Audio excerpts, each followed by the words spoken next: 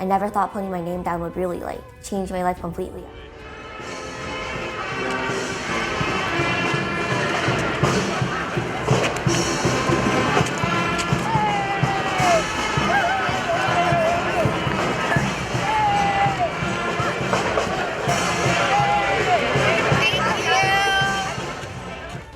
Gandhi once said, "You must be the change you wish to see in the world." That quote is very meaningful to me because nothing happens when you sit around hoping that change will come. If you want something to change, you need to take that into your own hands. I am one of those students who has sadly been directly affected by gun violence in schools. I was a freshman almost 3 years ago when a fellow student began shooting in the Commons at North Thurston High School. I'll never forget the fear I felt as I was crouching in a corner, hiding in my first period French class with my terrified teachers and fellow students.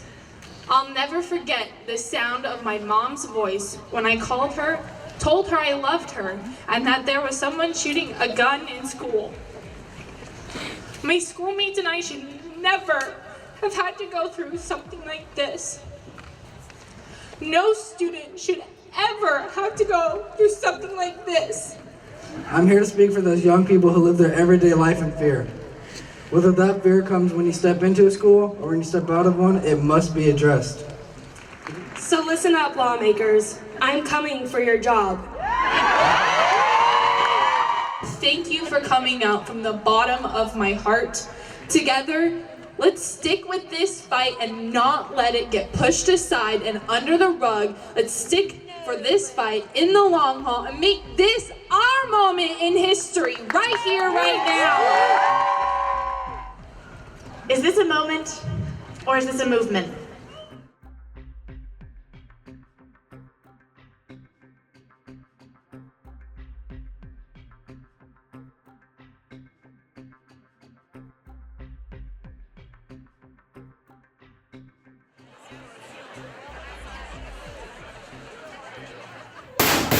Holy shit! Oh my god! Oh my god!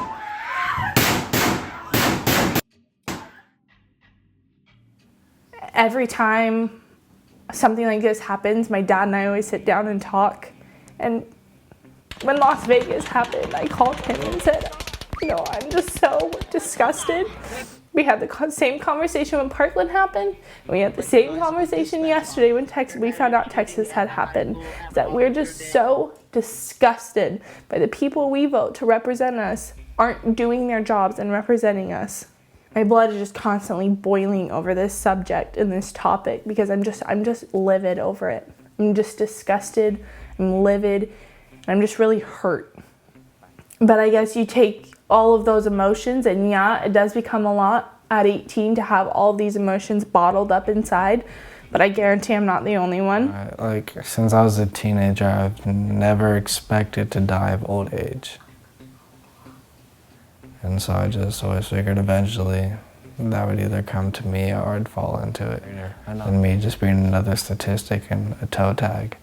I guess the America set up is that it's either going to come to me or I'm going to fall into it.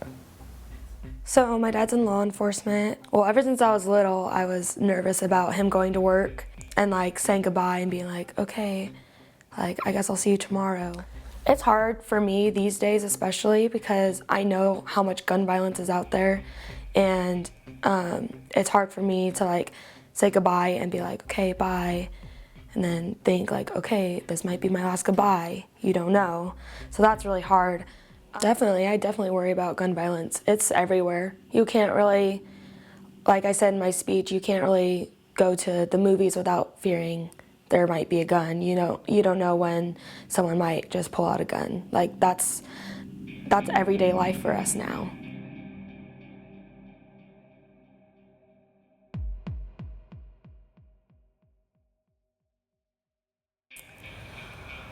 Yeah, I am afraid of that happening, but also it's not a constant fear, I have to say. It's not a constant thing. Sometimes I will think about it and I'll be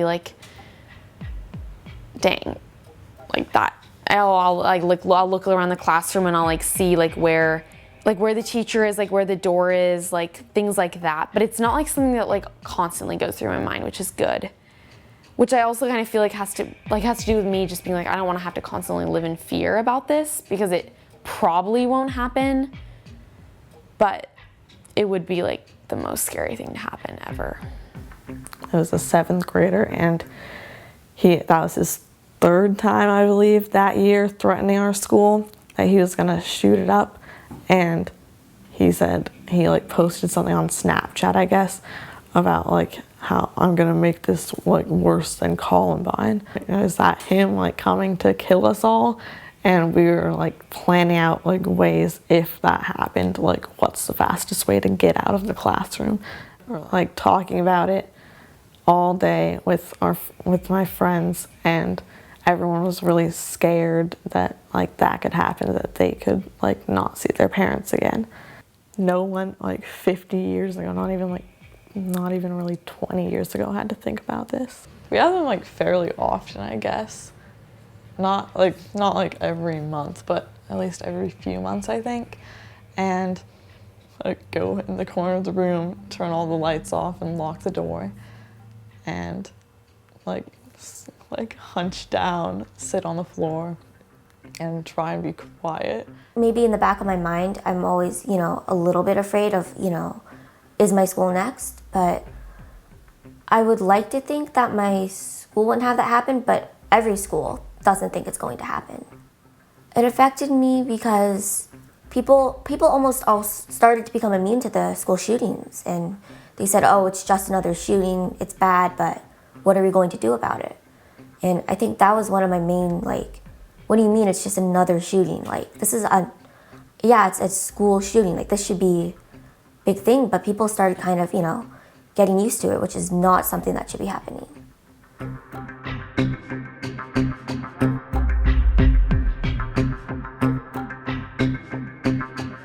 Registration of a firearm is required.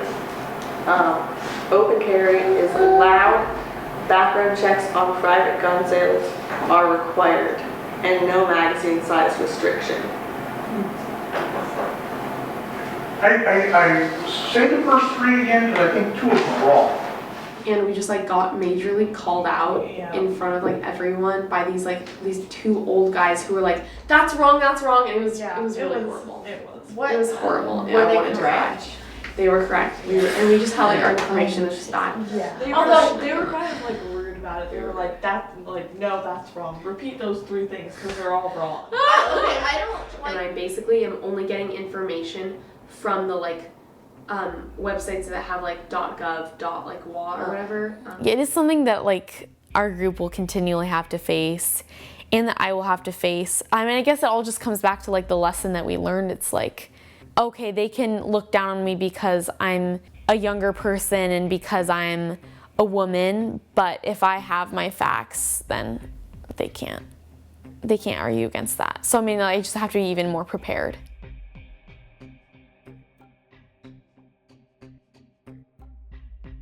I'm Katrina Telmack, and I'm 14 years old. I'm going into Olympia High School. I'm going to be a freshman. I like to ski, surf, and swim, and I like to cook and travel. My name is Erin Jo. I'm entering my junior year of high school. I'm kind of excited about starting junior year, but I'm mainly nervous. Yeah, I'm worried about the testing for colleges mainly. Yeah, I am part of the tennis team, and I really like tennis. Well, my dream job would be to become an author, but I think I'm going to probably double major in business and writing. I would love to be a sci-fi novelist. She's a poet that's really about, empowering women and speaking up, and, she talks about how all these double standards and how it's not fair and how we should allow to be, express our emotions without being called, just because we're female. And I really look up to her in terms of empowering another woman. Hoping to get my hair cut. I've been wanting to get my hair cut for such a long time. How short are you gonna cut it? What are you gonna do? That's gonna be cute though. Yeah, that would be cute. Okay, I don't think we're gonna be talking about it. But I just wonder if I I could do something like if my parents would let me have like a party. So you could have a party register people to vote. That's the funniest thing. I love it. That's like the perfect scene. Yeah. It's like all the seniors who just graduated, all 18, and then like registered people. I did something at my house a couple of weeks ago when my parents were gone, and I registered 2 people to vote.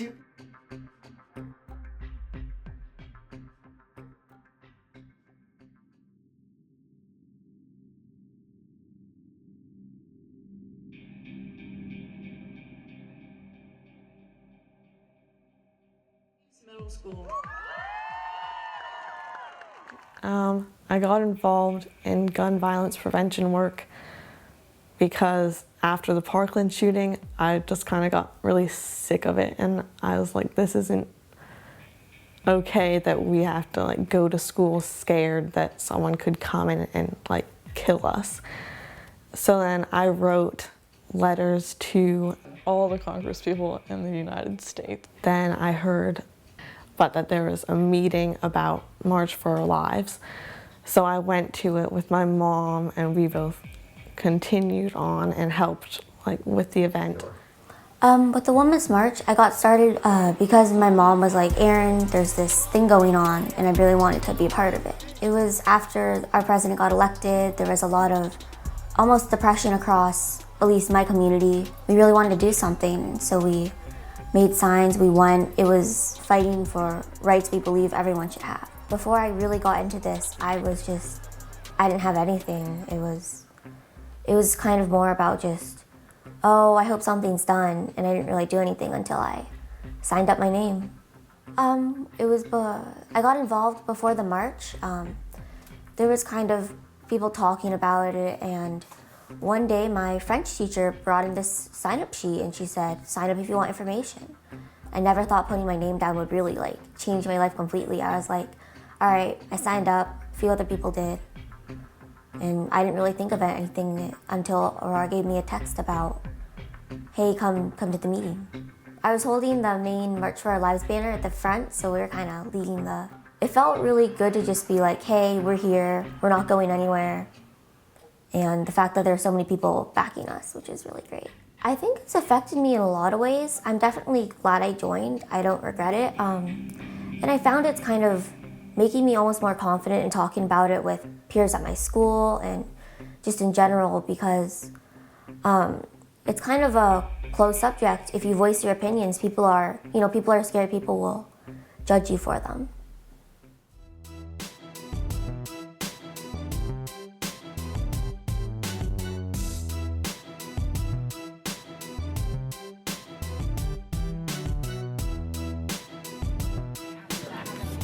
So we, at our event, we're having people and families come and sign postcards and write them to their legislators, begging them to stop taking money from the NRA. Oh no! Yeah. This is horrifying.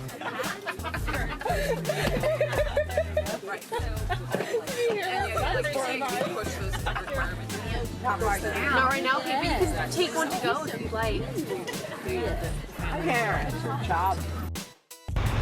Frustrated. I don't know. I think people, I don't know why politics have to be so inflammatory. We're not trying to co-opt anyone's event. We're just asking if they want to sign an initiative. So we show up at the swim meet thing, and we go to walk in and we say, oh, we're gathering signatures for this. Like, where can we go? And they just don't look very happy, and they're like, but they still like kicked us to the curb. And we were just trying to like gather this like for the ballot, and like we were doing it like out of our own like time and just the desire to like prevent gun violence, and it just seemed like the perfect venue to go gather signatures for that. But so we went outside, and then the organizer of the event came out and was like, oh no, you can't do this here. And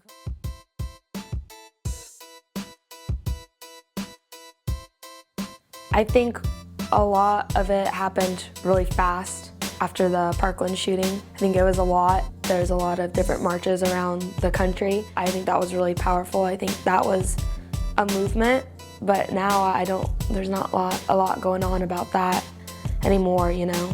So I don't know if it's a movement or a moment, you know?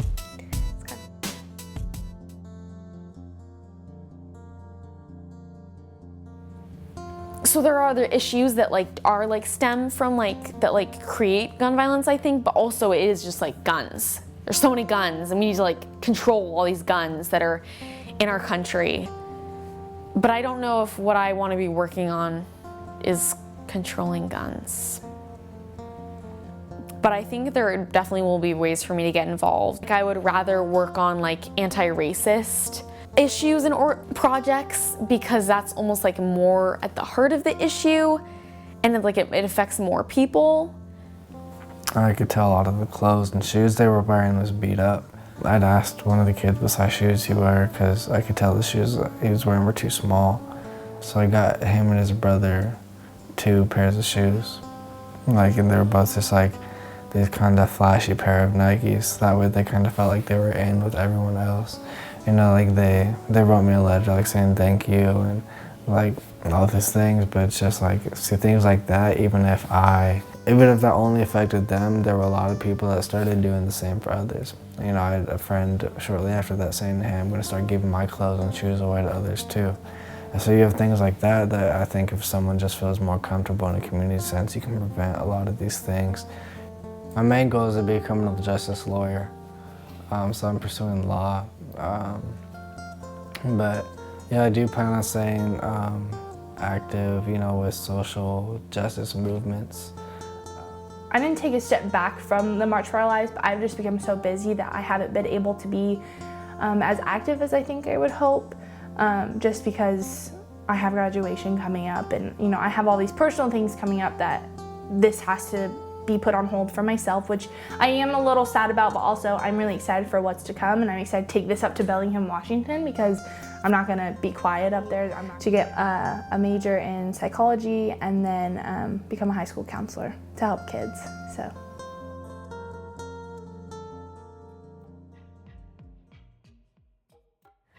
Even if I am not really able to continue my work with gun violence prevention, I still kind of am because of the mental health work. Because you hear about a lot of the shooters and they have mental health issues and we're showing them, but just no one did anything about it. So mental health checkups could have probably prevented the shootings from happening. And I think it's they're definitely connected.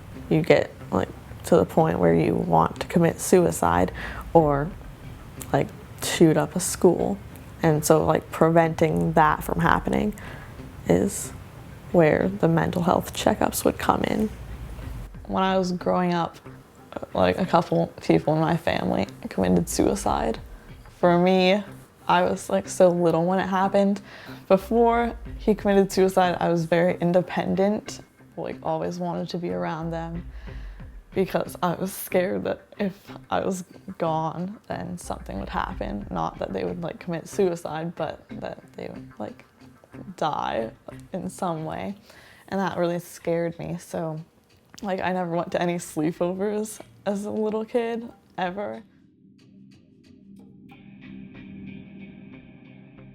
Well, my idea was to have checkups, different points throughout the year that all these students would meet with counselors and just to talk about whatever they wanted to, but it would just reduce the whole stigma around oh, you're going to the counselor, what's wrong with you?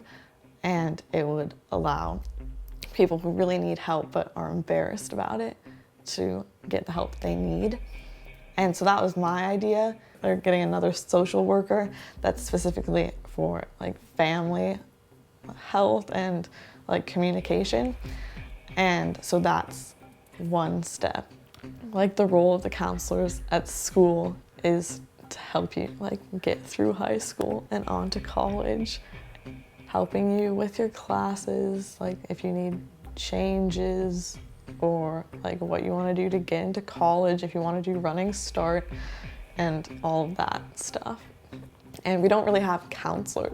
We have counselors, but they're more career counselors and college counselors, so they don't really talk about mental health, and a lot of them don't even have mental health training. Like, we have the ability to like bring those people in, but we don't. What I think would be really cool to do would be like to go around the world and like go to different communities and talk about mental health there and try to like spread resources to all these different places, because it doesn't just happen like in the US or like the UK or New Zealand, or it happens all over the world in like all different communities. And I think it's just as important to talk about it in those places, because mental health affects everybody. So I first found out about STEP at one of my career college fairs at my school. And I just found the booth and I looked at it and I thought, well, this might be something interesting that I would like to do. And then later on, I got a text saying meet for STEP, and I thought, might as well try it, why not? And so I ended up going to STEP, and I ended up having a great time. I loved the people there and the community. And we really talked about a lot of stuff that either I thought I was the only one who thought this, or just getting to learn more about it. And so after that first time, I was kind of addicted. I loved meeting new people and getting to learn new things, and the teenage community as well as the elder community was great. We had a great connection right away, and I just loved every minute of it. I think the thing that surprised me the most about going to STEP was that elders have the same opinions as I do. And, you know, I thought, oh, they're a little bit older, they probably have very different ideas about things, but I was able to agree with them on a lot of issues and events that I never thought I could ever connect to them about. So it was really good. What it takes to be a leader at STEP would be, I would say, communication. Just making sure you're always there. I always try to get there at least 30 minutes early, just making sure everything is in place and just listening. And while listening is very important, I feel that being able to talk also is very important when the conversation gets dry or you need to kind of initiate it a little more. I'd like to say that STEP has definitely changed my life for the better. It definitely brought me to a place within myself that I can be more confident, I can talk to people, and it's a very non-judgmental group of people, so it's been a lot of fun. Even if this is just a moment in time, it'll always be part of a movement, I feel. If not with the world, with our lives. Yes, I hadn't done anything like this before, nothing with groups and planning and organization. This really opened my eyes to a lot of things.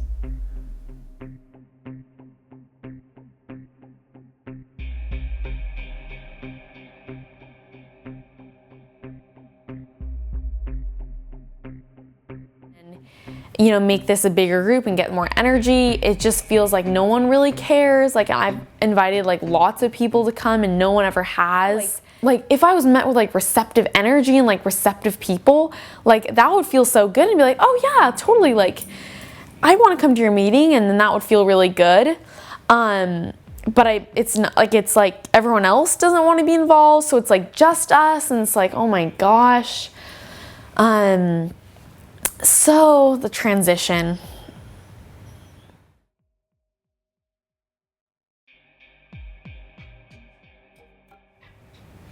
That's a good question. I don't know what the transition's gonna be like. I would be interested in like being one of the leaders, but I don't know that I would always like be able to, because crew is like very time consuming, and you have because you have it every day after school from like 3 to 5:30, and then you have regattas pretty much every single weekend in spring and most weekends in fall. So I don't know how much time I would be able to like give to it, but I would like to. But once my schedule is more like solid and I know the dates more, then I think I would be able to make a decision. I think that Erin would be a good leader because she responds pretty much like every time to like texts or communications, and then she's come to like pretty much every meeting, and yeah, and it's really cool because she was kind of like shy in the beginning and didn't really say much, but then like now she's so involved and is like okay with voicing her opinion, which is really cool. Because there's no way we can go back to just sitting and like. So even if our group can't keep going, we'll definitely still be a part of trying to help prevent gun violence and maybe even merge with. Definitely. So, yeah, we'll definitely still be a part of. Maybe not our own group, but definitely part of helping. Even if, you know, our group disbands, it'll always be a really fond, empowering memory, I feel.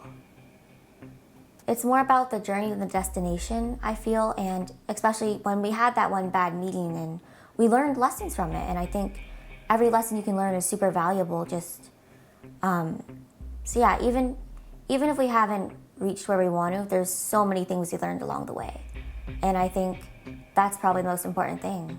This is gonna be something that I'm gonna carry with me for the rest of my life. I can never kind of just turn my back to all the events that are happening anymore. It's kind of like I will always have part of that activism and trying to help make this world safer. The documentary should tell a story about like why kids are involved in this and why we have to be involved in this and why it's kind of up to us to make a change. Because, well, it's our lives and like no one else really, like no politicians really seem to be doing anything about it. So we're kind of like, we have to kind of pick up the slack and just like we see something that's wrong, so we are going to fix it.